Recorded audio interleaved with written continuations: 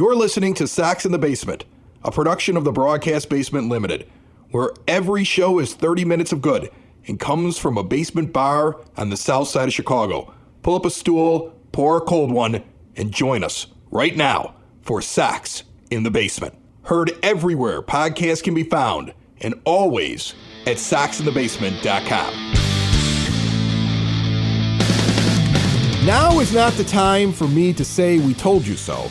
Of course it is. Of course it's time to say we told you so. Because after so many people said the opposite, and then right after it was announced, every entity I think that covers the White Sox that's out there was in total shock and surprise over the fact that Michael Kopech was moving to the bullpen. Everybody. Scott Merkin came on this show, and if you were paying close attention, did not agree with me in the least when I suggested that he was not making the rotation and shouldn't make the rotation. And yet. And now everybody is like, oh my goodness, he's being moved to the bullpen. How do you take a guy that was one of your big innings eaters last year and move him to the bullpen? Who's going to pitch? Why would they do this? We've explained why they're doing this. He's not a good starting pitcher. Right. He's had plenty of opportunities, and he will thrive in the bullpen. And we called it back in September. We said it all throughout the offseason. And that's what happened. And the other thing that we called, Ed, that I'm sorry, I'm going to puff my chest out here a little bit. I don't know how I feel about the return for Dylan Cease, but I did say Chris Getz, whether he's right or wrong, is not going into a long rebuild. And that if he brings back prospects, they will be quickly in the major leagues. And everybody brought back, including Thorpe, who is the gem of what was acquired, and has a ceiling of ace and a floor of probably third starter, but is definitely going to end up in your rotation, I believe, long term. He's probably got the best chance of any pitcher currently in the White Sox system now that he's been added there. He's coming in 2024. That seems really obvious. And everybody else involved in that trade has an ETA according to Major League Baseball's pipeline top 100 or their prospects list. All of these ETAs, if you look on all these prospect lists, all these players are coming this year or at the start of next year. And that's what I expected if you dealt Dylan Cease. I don't know about the return, my friend. It didn't blow my socks off. I would have liked to have more. I'm not celebrating and hitting high fives. But so far, I at least feel like we've identified the plan that this front office has for this team. That's where everybody's been wrong this whole time, too. And I mean, everyone has been wrong about why Dylan Cease is getting traded. Even me? Am I wrong about why Dylan Cease was being traded? Well, and I've joined in it, okay? But I gave it some thought after seeing what the return was, and after thinking about this, Dylan Cease was never going to be on the 2024 White Sox the moment Chris Getz got into the general manager's seat. He was gone.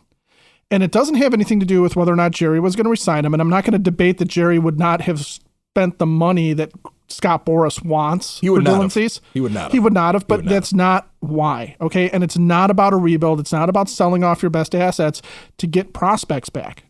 Dylan Cease, for as good as he is, and don't mistake me here, he is a great arm. He has ace-level stuff. He is one of the top pitchers in Major League Baseball, but he does not fit what Chris Getz wants out of his starting staff. He is the exact opposite of what Chris Getz wants out of his starting staff, and that's why he was gone no matter what, because he doesn't fit what Getz and Brian Bannister want for this team. Before we get into that, a quick reminder, this episode and every episode of Sox in the Basement brought to you proudly by Cork and Carry at the Park in the shadow of the ballpark at 33rd and Princeton.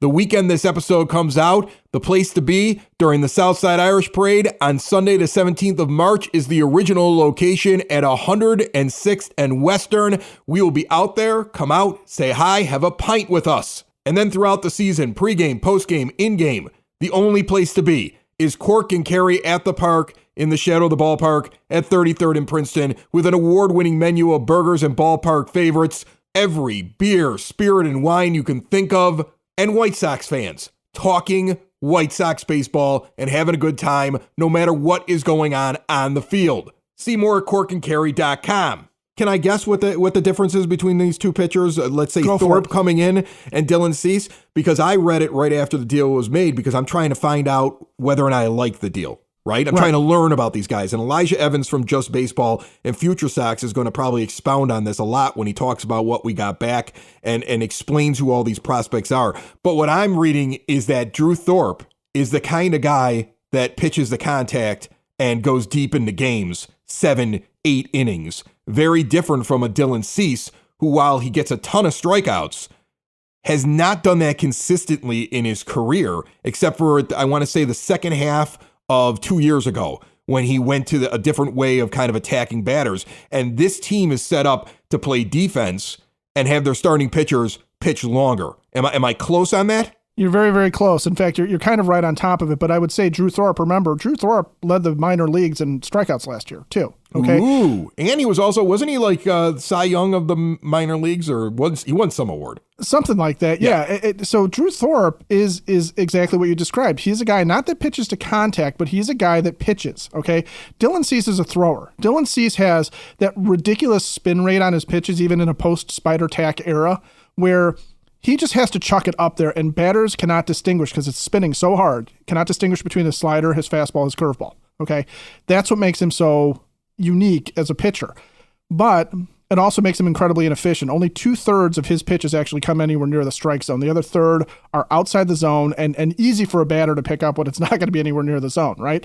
But that's why you see him get into 9-pitch at bats. So that's why you see him get into all those 3-2 counts.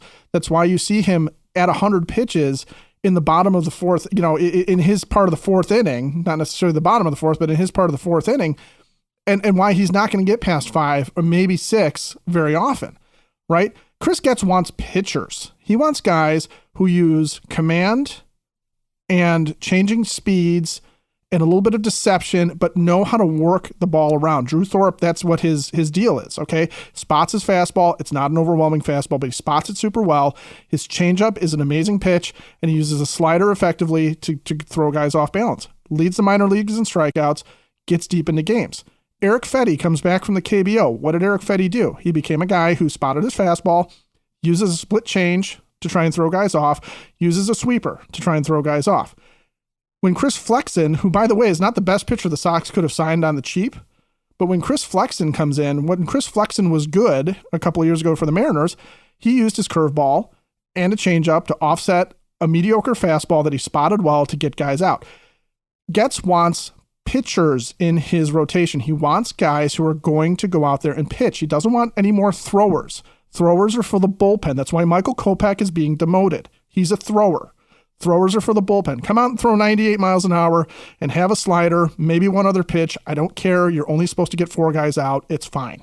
That's what Chris Getz is doing. And it shows with Drew Thorpe coming back. It really even shows with Iñarte, who was the other guy that they got back, who, even though he has the cartoon stuff that he has a hard time sometimes commanding, and he's not had the best command in the minor leagues, still is a guy who consistently wins 6 innings in spite of the fact that he doesn't always know where the ball goes. Right, but he may end up in the bullpen. But either way, I think he ends up on the team. People are saying he may end up in the bullpen only because that's what the Padres wanted him to do last year. They just never called him up. Okay, if you look at his game log from last year, he built up. He was going consistently 6 innings in his starts.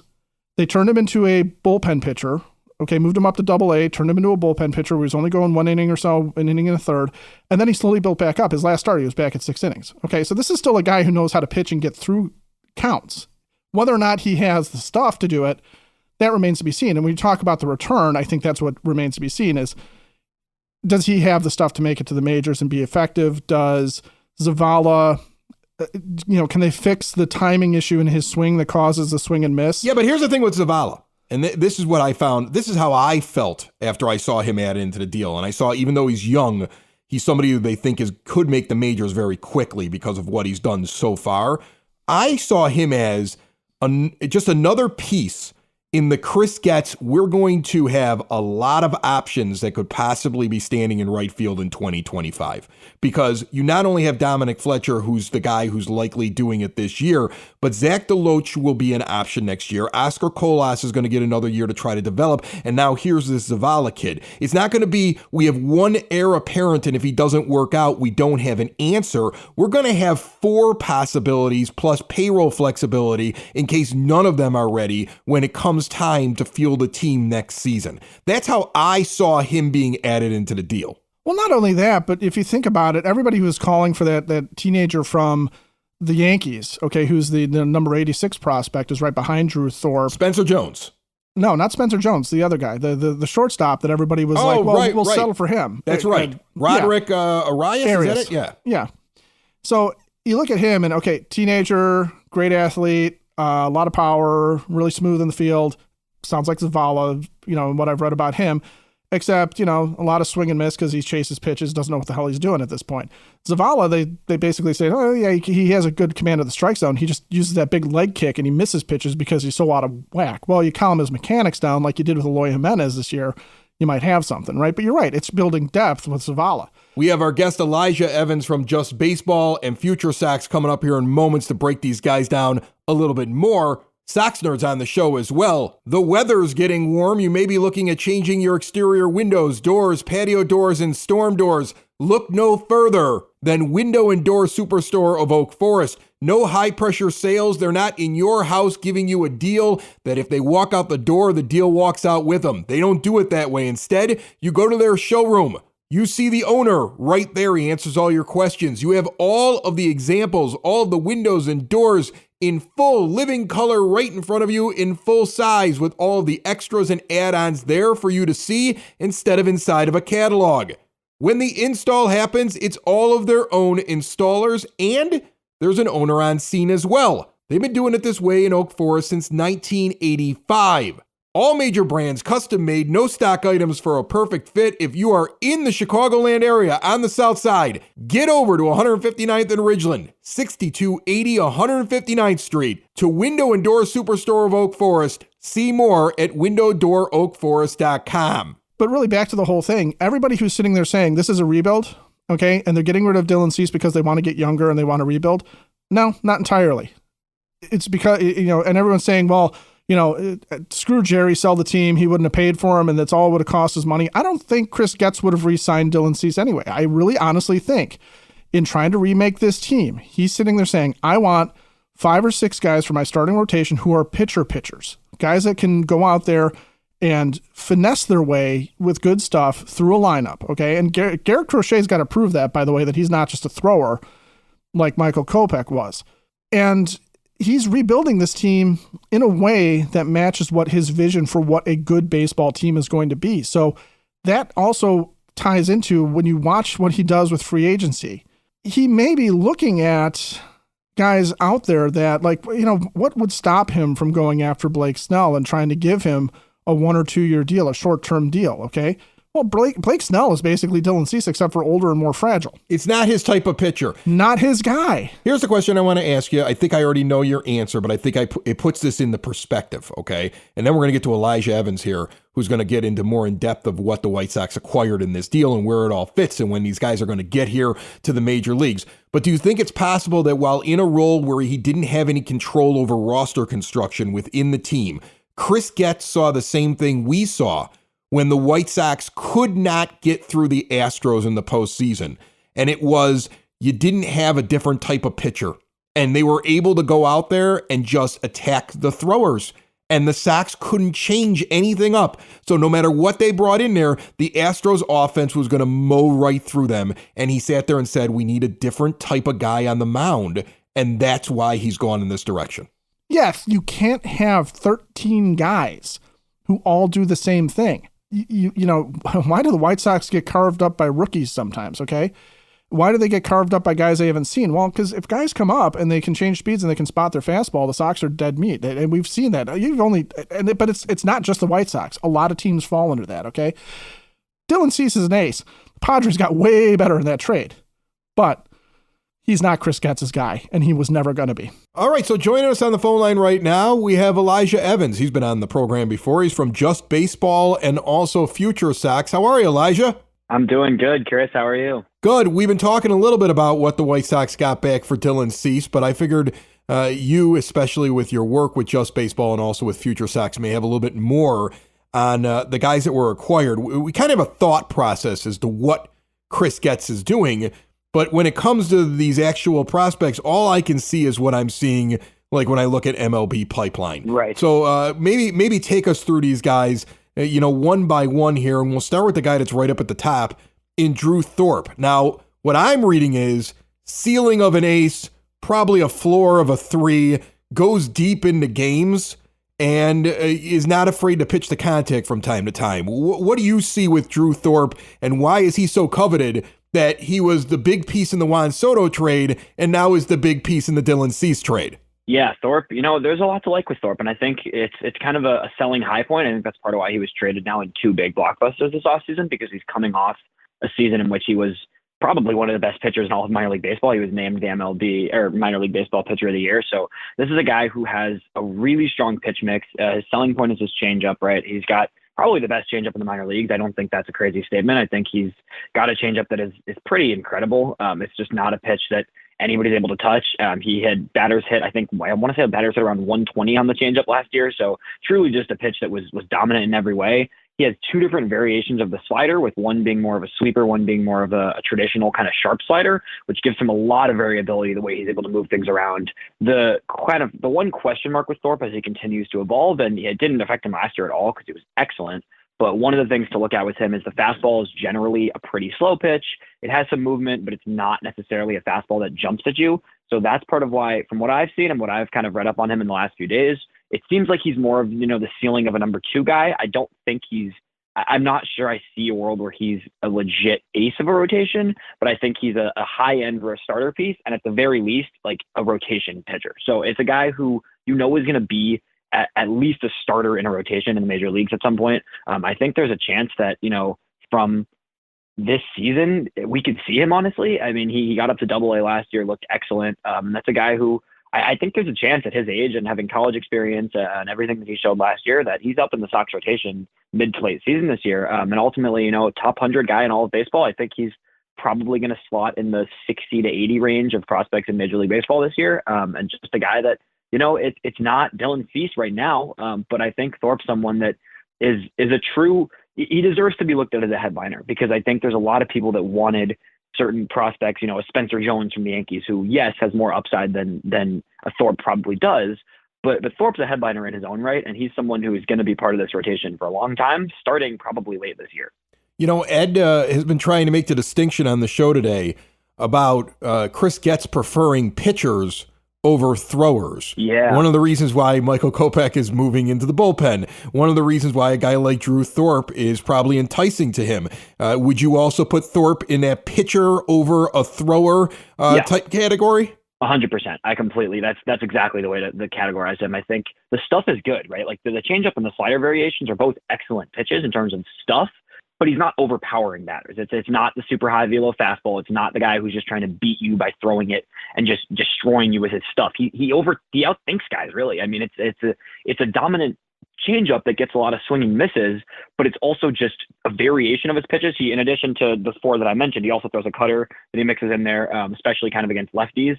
So this is a guy who really knows how to pitch, and that became very evident last year. I mean, in high A, he just was better than everybody he faced, honestly, and then got up to AA and was actually better down the stretch of the season. He was just excellent at the very end of the year in AA. So he's just someone that I think, is going to be really fun to watch and just knows how to pitch, and he's going to keep getting better.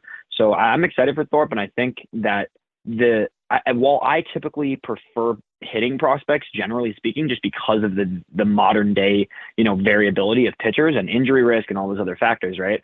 I think Thorpe is someone that you feel really comfortable as a pitching prospect acquiring, because he has such a deep bag and because he has so many layers to his pitching, that he's not going to be someone you have to worry about becoming a reliever, I don't think, because he mixes all those pitches. He's known for the changeup. I do think he's a starting pitcher. And if you're getting a pitching prospect as the headliner, you want to know that they're a rotation piece. And I do feel that way about Thorpe. So it's a good start, honestly, to the deal. All right. So now there's another pitching prospect that comes over. Iriarte looks like the kind of guy that could end up in the pen, but also has a really big mix of pitches. So if you could have a lot of control, the rotation is also something that's not out of the realm of possibility. How do you evaluate him? I'm a huge fan of Iriarte. I know there's been some people that see Zavala as more of, we'll get to him later, but see him as more of the second piece. I think Iriarte is very clearly the second piece in this deal. I get the reliever risk, but I think this guy's a starter, man. I really do. I think he's super athletic. He's really young still. He has a lot of life to continue to grow. The fastball is excellent. So this is kind of a different style of pitcher from Thorpe, which if you're going to get two pitchers, in a headline like this, right, I want them to be different. And that's what's cool about Uriarte is he's a very different profile, totally different style of pitcher. The high velocity fastball sits 96, 97, a lot of run, a lot of movement on it. Just someone that, can really pound at the fastball in addition to a slider that is really solid. He got a lot of swing and miss on the slider. He held hitters to pretty much minimal contact on the pitch. The command can be a little iffy, like you mentioned, right? Like there is some risk there. I get the fact that there's a reliever risk because of the command, but at the same time, the strikeout rates are insane. I mean, he was striking out over 30%, I think 33% of batters last year, not allowing a lot of hard contact. Really just, it's almost slightly Dylan Cease reminiscent, may I say. I mean, Thorpe is totally different from Cease. Uriarte, I can see it a little bit. It's command that needs to get better. He's over 11% walk rate last year, so he needs to work on that. He needs to continue to fine tune it, especially with the slider. The slider has a lot of sharp movement, but it is kind of a pitch that it can get away from him at times. He struggles to really throw it for a strike at this point in his career. And then he's got his third pitch, which is a changeup. It flashes stuff. He hasn't used it as nearly as much as his fastball and his slider. But if he can really continue to work on the changeup, then you're looking at a 3-pitch mix of a guy that could be a starter, right? So I think, generally speaking, the command on the slider and just the general usage of the changeup and ability to locate it all over the zone is going to be what dictates if he can be a starter. But there's a world where Uriarte is a really good starter, not just, an average starter. He has the upside of a guy who could be elite if he really gets those 2 off-speed pitches working and his command working the way that he wants to. But, worst case, right, a super high leverage top tier reliever. And I know that's not what anybody wants in a prospect return, right? And I do think he has a really good shot to be a starter.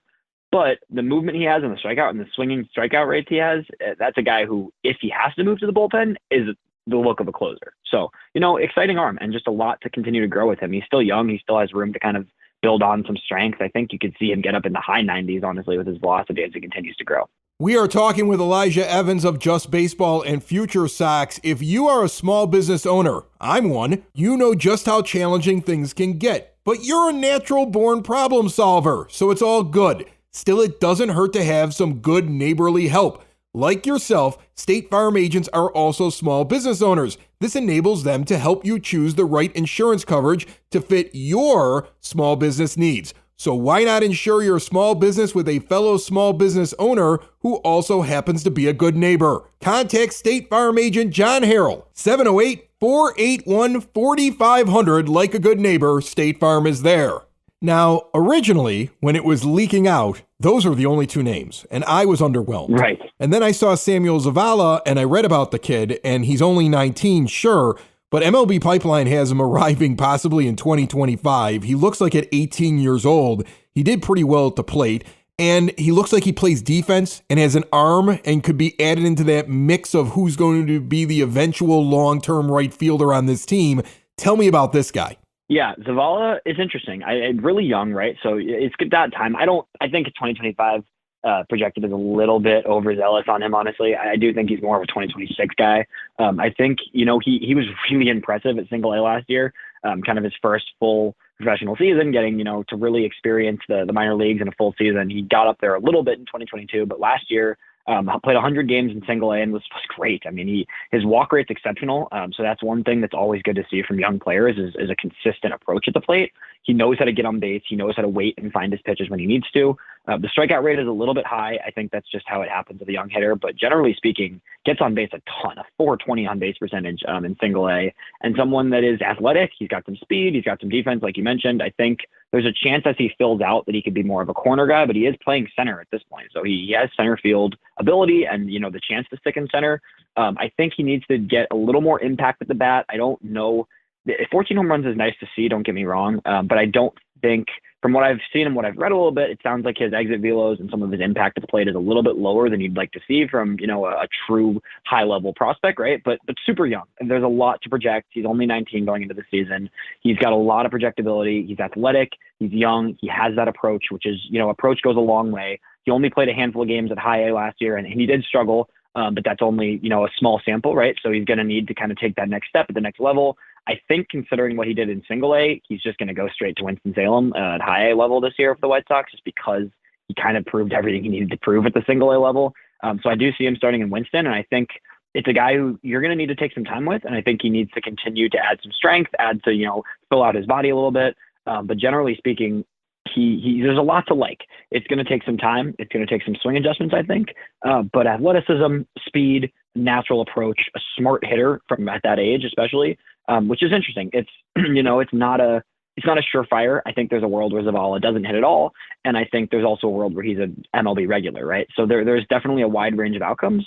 But like you said, two pieces in that trade isn't enough. Getting a third guy that has that upside is the right move there, because you want to then go the upside route as opposed to going the route of a safe player. I would much rather, as a third piece in a deal, get a guy who has a lot of upside, even if there's some risk with his profile, as opposed to going for, there was talks of some players in the Padres system who are already in AAA, or guys that are, bouncing kind of right around the major league level almost, but aren't necessarily impact guys. I prefer Zavala to some of those guys because you at least have the upside to dream on, right? So it's going to be interesting. I don't love him as much as I like the two pitchers, just from a profile standpoint, because I do think there's a chance that he doesn't hit all that much at the highest levels.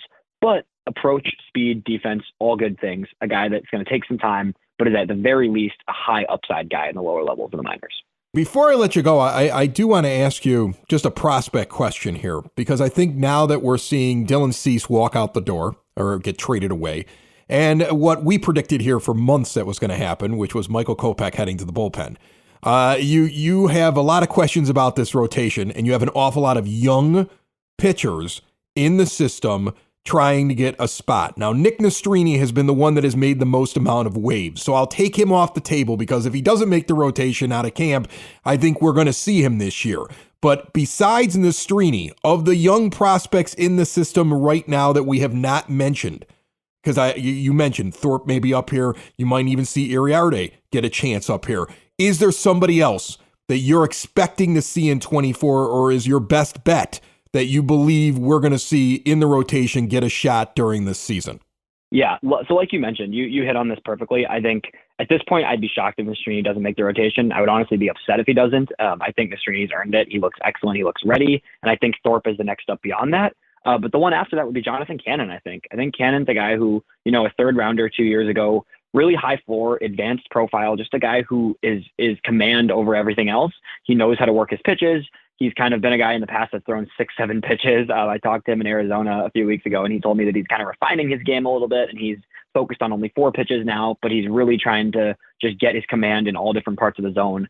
It's a guy who's high floor, right? I don't think Cannon has the profile of, a higher end rotation piece, but I think he has the floor of a back end rotation guy and could pretty soon be, at least a 4 or 5 in a rotation. So I think Jonathan Cannon, even though he only got to Double A last year, only just down the stretch of the season pitching Double A, he actually spent more of the season in High A.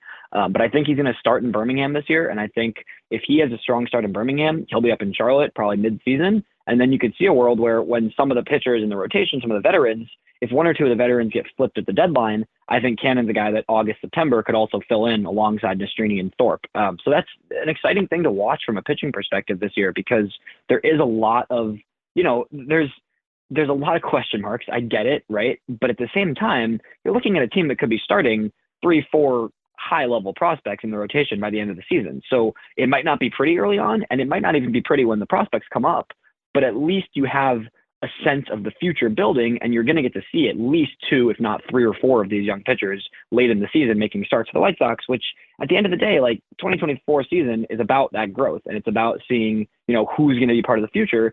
So the fact that we're going to get to watch multiple high-level, top 100-level pitching prospects later in the season is pretty exciting to me as a prospect guy. And in addition, I want to mention one more guy, because I know you said rotation, right? But in terms of the bullpen, Jordan Leisure should make this team. I feel like that guy, we got something there.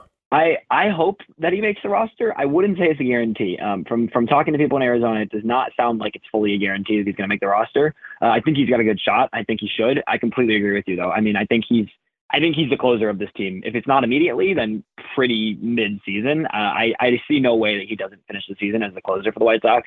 He's got some special stuff, and he knows how to use it too. He's a guy who's super simplistic. He doesn't try to overcomplicate things. It doesn't sound like he gets pitching. I mean, I've talked to him multiple times. I did an interview with him. He knows how to pitch, and he knows how to pitch with what he has, and just focus on his 2 pitches that are excellent. He's added a curveball in addition to his slider and fastball over the last year.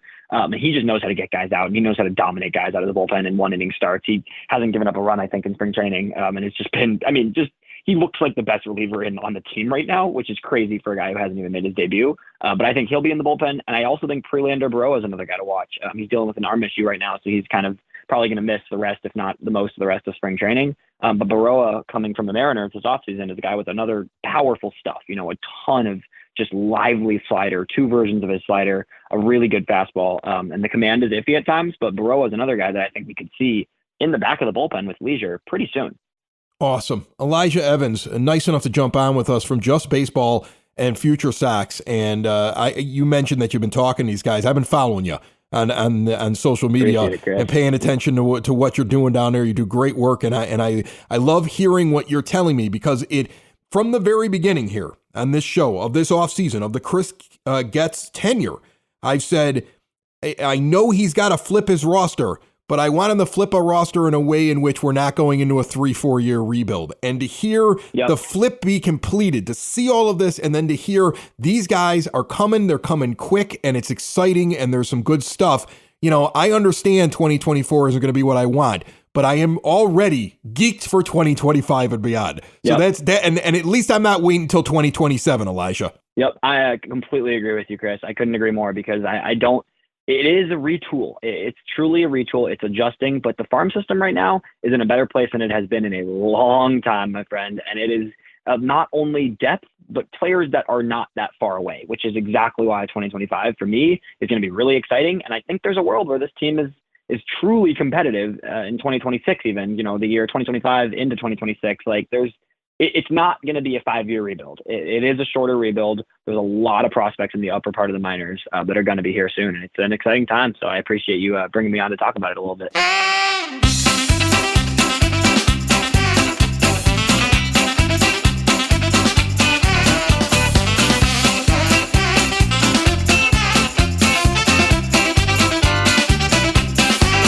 On the phone line with us right now, as he is every week, the Sox nerd Dave Marin. He puts up all those interesting tidbits and trivia messages on the scoreboard at the rate throughout the season. You will see those soon, but he tries a lot of it out and gives us some extra stuff every week here on Sox in the Basement. And he is brought to you proudly by the Village of Lamont. Want to experience a downtown with real history, great eats and drinks, and green spaces filled with adventure? Visit the Village of Lamont. Shop, dine, drink, explore, and see everything they have going on this weekend and beyond at lamontdowntown.com. Nerd, what's going on? Chris, Dylan Cease is headed west, but this isn't the first time the White Sox have dealt their ace to San Diego. On December 6, 1984, Sox traded Lamar Hoyt, 1 year removed from a 24-win Cy Young season, to the Padres in a 7-player blockbuster. That controversial swap turned out okay for the Sox, as they netted a little-known scrawny shortstop named Ozzie Guillen. Let's just call this the Dylan Cease appreciation segment. The hard-throwing Georgian was appointment viewing from the moment he debuted, when fans flocked to the seats above the bullpen to watch him warm up, to his last appearance in a Sox uniform, which was an 8-strikeout performance in 3 1/3 innings on Tuesday. My favorite Cease memory is an obvious one. On September 3rd, 2022, he fired a dominating 1-hit shutout at the Minnesota Twins. Guaranteed rate field was crackling that night, as Cease used his heat and trademark slider to no-hit the Twins for 8 2/3 innings. He just had to be careful with hit machine Luis Arraez, and the coveted no-no would be his. With Kyle Garlick 0 for 2 and 2 strikeouts in the on-deck circle, I distinctly remember thinking there would be no shame in pitching around Arraez, who is arguably the best hitter in the game. But Cease challenged him and paid for it, as Arraez lined a solid single to right to break up the no-no. Adding to the frustration was that Cease struck out Garlick swinging on 4 pitches to end it. That was kind of a microcosm of the recent Sox era for me. So close, but not quite achieving greatness. Cease departs as the White Sox all-time leader with an average of 10.8 strikeouts per 9 innings, and the only pitcher in big league history to allow no more than 1 earned run in 14 straight starts. Cease did that during his magical 2022 season, when he finished second in the Cy Young voting to Houston's Justin Verlander. One more, Cease really joined the ranks of some of the great names in Sox history in a relatively short amount of time. For example, he and Ed Walsh, a true franchise icon, are the only Sox righties with 3 consecutive 200 strikeout campaigns. Before I get to my zinger, I remind you that pearls like these and others are on my blog, which can be accessed at soxinthebasement.com. My zinger? How about a real deep one on Cease for the road? No pitcher wearing a higher number has struck out more batters in a game than Dylan Cease. On June 26, 2022, Cease, wearing 84, whiffed a career-high 13 batters. Prior to that, 2 pitchers wearing 99, the Dodgers' Yun Jin Ryu and the Mets' Taijuan Walker, had 12 strikeout games. That's it, Chris. More than you probably wanted to know about Cease, Ozzie, Kyle Garlick, and high numbers.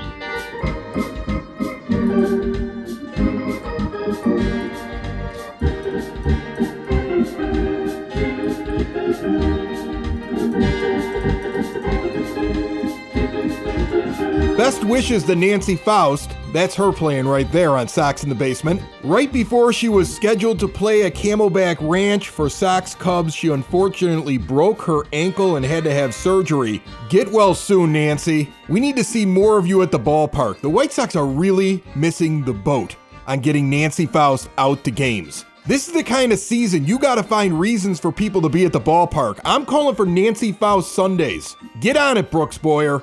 Meanwhile, Chris Getz, get on Michael Lorenzen or another pitcher. Steal Lorenzen from the Yankees. Wouldn't it be great to just take Michael Lorenzen from the Yankees, who are also trying to get him as a starting pitcher, right after we didn't give the Yankees Dylan Cease? Don't forget, Drew Thorpe was a Yankee. They traded him to the Padres for Soto. So think about this. Here are Yankee fans beating their chests like, you'll take what we give you and like it, you stupid White Sox fans. Like, we're the Yankees. We don't give up that much for Dylan Cease. You should just give him to us. What are you going to do with him? And then we end up with Drew Thorpe. They end up with nothing. They turn their attention to Lorenzen. And supposedly the 2 teams in on Lorenzen right now are the Yankees and the White Sox. Wouldn't it be amazing to then take their next choice from them as well? I know we're not going to win anything this year, but that would make me happy. Sox in the basement. Sox in the basement. Sox in the basement. Sox in the Basement. Heard everywhere podcasts can be found, and always on soxinthebasement.com.